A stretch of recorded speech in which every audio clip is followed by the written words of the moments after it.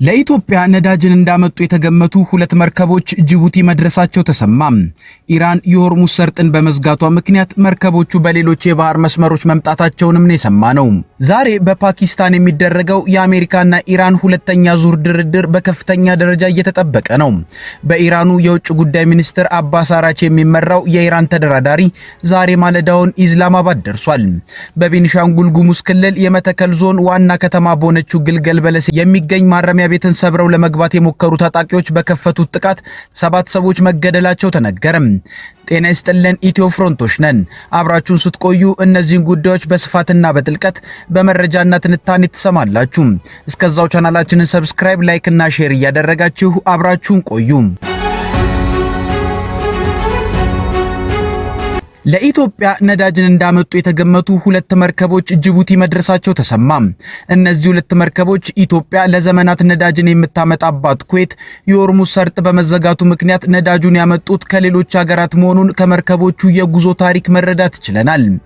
እንደተሰማው ከሆነም የኢትዮጵያ ነዳጅ ደንበኛ የሆነችው ኩዌት በኢራን እስራኤልና አሜሪካ ጦርነት ምክንያት የሆርሙዝ ሰርጥ በመዘጋቱ ብቻም ሳይሆን ከኢራን በደረሱባት ተከታታይ ጥቃቶች ምክንያት የነዳጅ መሰረተ ልማቷ በእጅጉ ስለተጎዳ ጦርነቱ ሙሉ ለሙሉ ቆሞ የሆርሙዝ የባህር መተላለፊያ ቢከፈትም ኩዌት ወደ ነዳጅ ንግድ በፍጥነት የመመለስ እድሏ በጣም አነስተኛ መሆኑ እየተነገረ ነው። እሱም ብቻ ሳይሆን ነዳጅ አምራቿ ሀገር ለደንበኞቿ ላልተወሰነ ጊዜ ነዳጅን ማቅረብ እንደማትችል ማሳወቋን የተነገረው። የመካከለኛው ምስራቅ ጦርነት ከተጀመረ አንስቶ ከፍተኛ የነዳጅ እጥረት ውስጥ የገባችው ኢትዮጵያ ሌሎች ገበያዎችን በማሰስ ኮንትሮባንድ ሊባል በሚችል ሁኔታ በዋጋም በእጅጉ ውድ ነዳጅን እያስገባች ነው። ከሰሞኑም ለኢትዮጵያ ከተለያዩ ሀገራት ነዳጅን ጭነዋል የተባሉ መርከቦች ጅቡቲ ደርሰዋል። ኢትዮ ፍሮንት ከመርከቦቹ የጉዞ ታሪክ መረዳት እንደቻለችው ሁለቱም መርከቦች የማርሻል አይስላንድ ባንዲራን ያውለበለቡ ነገር ግን የተመሳሳይ ሀገር የተለያዩ የመርከብ ኩባንያ ንብረቶች ናቸው። በምስሉ ላይ እንደሚታየው ጅቡቲ የደረሱት ሁለት ነዳጅ ጫኝ መርከቦች አልቤርቶሊያና ሎሎን ላይት በተባሉ የመርከብ ኩባንያዎች ባለቤትነት የተያዙ ናቸው። ሎሎን ላይት በተባለችው መርከብ የተጫነው ነዳጅ ከ12 ቀን በፊት ከሳውዲ አረቢያ ተነስቶ 5 ቀናትን ተጓጉዞ የዛሬ ሳምንት አካባቢ ነው ጅቡቲ ወደብ የደረሰው። አልቤርቶሊያ በተሰኘው የመርከብ ኩባንያ የተጫነው ነዳጅ ደግሞ ከዛሬ 10 ቀን በፊት ከኦማን ተነስቶ ከ6 ቀን በፊት ነው ጅቡቲ ወደብ የደረሰው። የዚህ ኩባንያ መርከብ ከዚህ ቀደምም ለኢትዮጵያ ነዳጅን ይዞ መምጣቱ የሚታወስ ነው።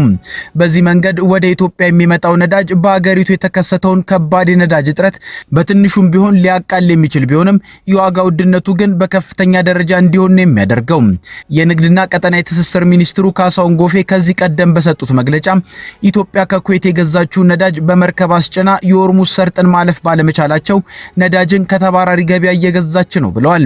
በዚህም አንዱን በርሜል ናፍጣ $250፣ አንዱን በርሜል ቤንዚል ደግሞ በ150 የአሜሪካ ዶላር እየገዛች መሆኑን ነበር የተናገሩት። ይህም የመካከለኛው ምስራቅ ጦርነት ከተነሳ በኋላ የነዳጅ ዋጋ ካሳየው የዋጋ ውድነት በላይ በሆነ ዋጋ ነዳጅ እየተገዛ መሆኑን የሚያሳይ ነው። በዚህ መልኩ የሚገባው ነዳጅ ደግሞ በሀገር ውስጥ የችርቻሮ ነዳጅ ከፍተኛ የዋጋ ጭማሪን ከማምጣቱ ባሻገር መንግስት ደግሞ ዕለታዊ የናፍጣ አቅርቦቱን በግማሽ ከመቀነሱም ጋር ተያይዞ በሀገሪቱ ውስጥ ያለው የነዳጅ አቅርቦት ከፍተኛ እጥረት ያለበት ነው። በዚህም ከፍተኛ የኑሮ ውድነት ተፈጥሯል። የምርቶች እንቅስቃሴም ተገድቧል። ኢትዮጵያ የኢራን የእስራኤልና አሜሪካ ጦርነት ከመነሳቱ በፊት 1.3 ሚሊዮን በርሜል ነዳጅን ከኩዌት ገዝታ በ3 መርከቦች ማጓጓዝ ጀምራ ነበር። ጦርነቱ በመነሳቱ ግን ነዳጁ ወደ ኢትዮጵያ ሊመጣ አልቻለም። ስለዚህም ሀገሪቱ በዋጋ ውድ የሆነ ነዳጅን ከተለያዩ ገበያዎች ማስገባቷን ቀጥላለች። ከሳምንታት በፊትም 180,000 ሜትሪክ ቶን ነዳጅ በዚሁ መልክ ተገዝቶ መግባቱ የሚታወስ ነው። የኢራን አሜሪካና እስራኤል ጉዳይ በድርድር ተቋጭቶ የሆርሙዝ ሰርጥ ካልተከፈተ የነዳጅ ጉዳይ ለኢትዮጵያ ፈታኝ ሆኖ ነው የሚቀጥለው። ይህ በእንዲህ እንዳለ ዛሬ በፓኪስታን የሚደረገው የአሜሪካና ኢራን ሁለተኛ ዙር ድርድር በከፍተኛ ደረጃ እየተጠበቀ ነው። በኢራኑ የውጭ ጉዳይ ሚኒስትር አባስ አራቺ የሚመራው የኢራን ተደራዳሪ ዛሬ ማለዳውን ኢስላማባድ ደርሷል። በአሜሪካ በኩልም የትራምፕ ልዩ መልእክተኛ ስቲቭ ዊትኮፍ እና ጃሬድ ኩሽነር ዛሬ ቅዳሜ ወደ ፓኪስታን እንደሚጓዙ ዋይት ሃውስ ገልጿል። ድርድሩም የአሜሪካ ልኡካኑ ኢስላማባድ በደረሱበት ቅጽበት ሊጀመር እንደሚችል ነው የተሰማው። በብዙ ምክንያቶች አጠራጣሪ ሆኖ የቆየው ሁለተኛ ዙር ድርድር በማንኛውም ደረጃ የመደረጉ ሁኔታ ተረጋግጧል። ሆኖም በዚህ ድርድር ሁለቱ ወገኖች የፊት ለፊት ወይንም የገጽ ለገጽ ድርድር የማድረጋቸው ሁኔታ አጠራጣሪ መሆኑ ነው እየተዘገበ ያለው። ዘገባዎች እንደሚያሳዩት ድርድሩ እንዲካሄድ የታቀደበት ስልት ሸትል ዲፕሎማሲ በሚባለው መንገድ ማለትም ሁለቱ የተደራዳሪ ቡድኖች በሁለት የተለያዩ ክፍሎች ተቀምጠው በአደራዳሪው ወገን ሐሳብ የሚለዋወጡበት ነው። በዚህ ሂደት የአሜሪካና ኢራን ዋነኛ አደራዳሪ ሆና የቀጠለችው ፓኪስታን ሁለቱ ተደራዳሪ ወገኖች ከተቀመጡባቸው ሁለት የተለያዩ ክፍሎች እየተመላለሰች ድርድሩን ታስቀጥላለች። በዚህ ድርድር ሁለቱን ወገኖች ገጽ ለገጽ እንዲነጋገሩ የማድረግ ጥረቶች ይደረጋሉ ተብሎም ይጠበቃል። ገጽ ለገጽ እንዲገናኙ የማድረጉ ሁኔታም ጭላንጭል ተስፋዎች ሊኖሩት እንደሚችል ቢነገርም ይህ እውን ሊሆን የሚችለው አንዳቸው የአንዳቸውን ሐሳቦች የመቀበል ሁኔታዎች ከተሳኩ ብቻ ነው። የአሜሪካ እስራኤልና ኢራን የገቡበት ጦርነት ከዓለማችን ዋነኛው የነዳጅ ንግድ መተላለፊያ በሆነው የሆርሙዝ ሰርጥ ላይ የፈጠረው ጫና ጉዳዩ ከፍተኛ ትኩረት እንዲሰጡ ያደረገ ነው። ከድርድሩ ቀናት በፊት ሁለቱ ወገኖች በተለያዩ ጉዳዮች ላይ በሚሰጧቸው ሐሳቦች ውጥረታቸው ከሮ ሰንብቷል። ከዚህም መካከል ኢራን በአሜሪካ በኩል ወጥ አቋም የሚያስችግር ስለመኖሩ የገለጸችበትና የኢራን አምባሳደር አሜሪካ በቀጣይ ድርድሮች ተጨባጭ አቋም በመያዝ መምጣት እንደሚኖርባት የገለጹበት ነው። ፕሬዝዳንት ዶናልድ ትራምፕ ደግሞ አዳዲሶቹ ኢራናውያን ባለስልጣናት የተከፋፈሉ ብለው ሲተቹ ተሰምቷል። ይህም ምናልባትም በዛሬው ድርድር ላይ ተጽዕኖ ሊፈጥሩ የሚችሉ ነገሮች ስለመኖራቸው አዎንታዊ ግምቶች እንዲኖሩ ያደረገ ነው። ጄኔቫ ውስጥ በተባበሩት መንግስታት ድርጅት የኢራን አምባሳደር የሆኑት አሊ ባህሬኒ ከቢቢሲ ጋር አድርገውት በነበረው ቆይታ በድጋሚ ድርድር ውስጥ በሚገባበት ወቅት አሜሪካ ለኢራን መብቶችና ለኢራን ምክንያታዊ ጥያቄዎች እውቅና በመስጠት ተጨባጭ አካሄድ ልትከተል እንደሚገባ ተናግረዋል። ተኢራን ድርድር የምታደርገው ሌላኛው ወገን ኢራንን ለማጥቃት ተጨማሪ ዝግጅት የሚያደርግበት እድል ለመስጠት እንዳልሆነም አክለዋል። በቴህራንና ዋሽንግተን መካከል የሚደረጉ ድርድሮች እንዲቀጥሉ የሚፈለግ ከሆነ አሜሪካ ወደ ኢራን ወደቦች የሚደረጉ ጉዞዎች ላይ የጣለችውን እገዳ ማብቃት እንዳለበት ገልጸዋል። አሜሪካ የጣለችው እገዳ ከፍተኛ የተኩስ አቁም ጥሰት መሆኑንም አንስተዋል። ቀጣይ እርምጃ ምን መሆን አለበት የሚለውን በተመለከተ በኢራን ከፍተኛ አመራሮች መካከል ክፍፍል ተፈጥሯል መባሉንም ውድቅ አድርገዋል። ይልቁንም ችግር የሆነችው ሙሉ ተቃርኖና ክፍፍል ውስጥ ያለችው አሜሪካ መሆኗንም ተናግረዋል። ትራምፕ የኢራን ባለስልጣናት የተከፋፈሉ ናቸው ማለታቸውን ተከትሎ የኢራን አመራሮች አንድነታቸውን የሚያሳይ መልእክትን አስተላልፈዋል። ፕሬዝዳንት ዶናልድ ትራምፕ የኢራን አዳዲሶቹ መሪዎች በሁከትና በከባድ ሁኔታ የተከፋፈሉ ናቸው በማለት በማህበራዊ ሚዲያ ላይ ገልጸዋል። ተኢራን ደግሞ እኩለ ሌሊት ካለፈ በኋላ ለሁሉም የኢራን የሞባይል ተጠቃሚዎች የጽሑፍ መልእክትን አስተላልፋለች። ፕሬዝዳንት ትራምፕ ልዩነትን ለመዝራት ላደረጉት ጥረት ምላሽ ለመስጠት ከፕሬዝዳንቱ፣ ከፓርላማው አፈ ጉባኤው፣ ከፍትህ ሚኒስትሩና ከሌሎች ከፍተኛ ባለስልጣናት የተላከ የጋራ መልእክት ነው ተብሏል። ኢራን ውስጥ አክራሪ ወይንም ለዘብተኛ የሚባል ነገር የለም ሲል የተገለጸበት መልእክት ሁላችንም ኢራናውያንና አብዮታዊ ነን፣ አንድ ሀገር፣ አንድ ሐሳብ አለን ይላል። መልእክቱ ከአሜሪካ ጋር በሚደረጉ ድርድሮች ውስጥ አስፈላጊ በሆኑ ዋና ዋና ውሳኔዎች ላይ መግባባት እንደሚሰፍን ለማሳየት የታሰበ ነው ተብሏል።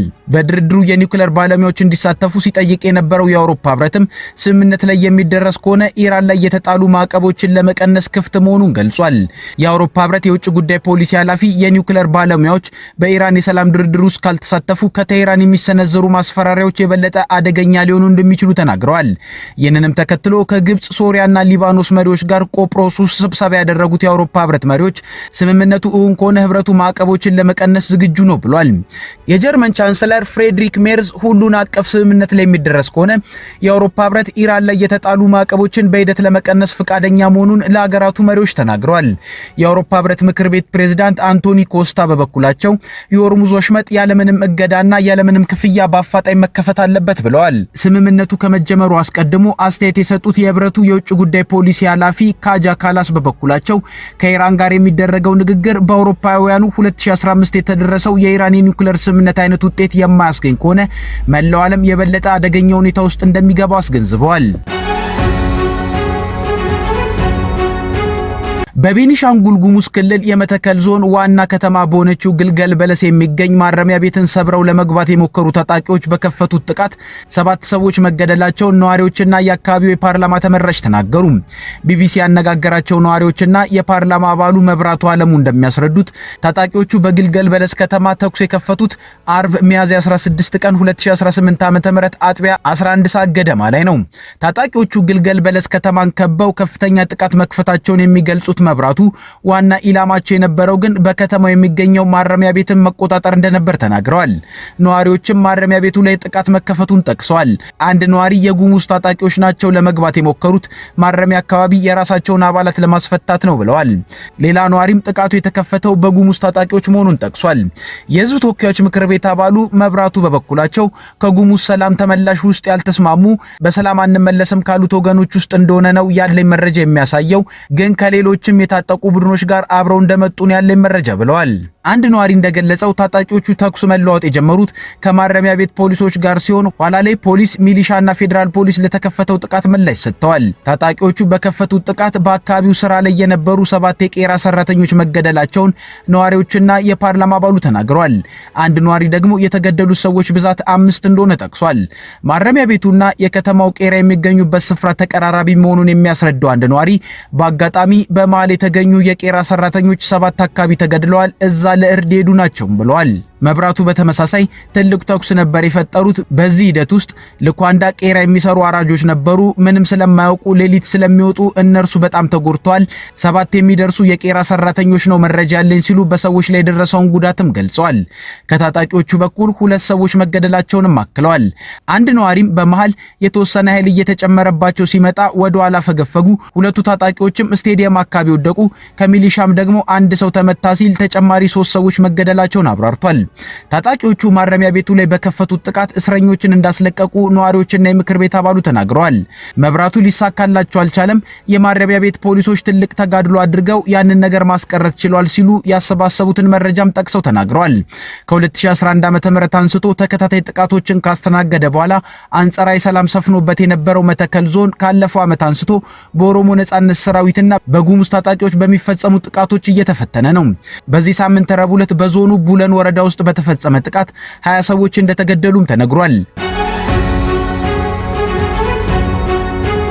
ከኢትዮ ፍሮንት የዛሬ ጉዳዮቻችን እነዚህ ነበሩ። አብራችሁን ስለቆያችሁ እናመሰግናለን። ቻናላችንን ሰብስክራይብ አድርጉልን። መልካም ጊዜ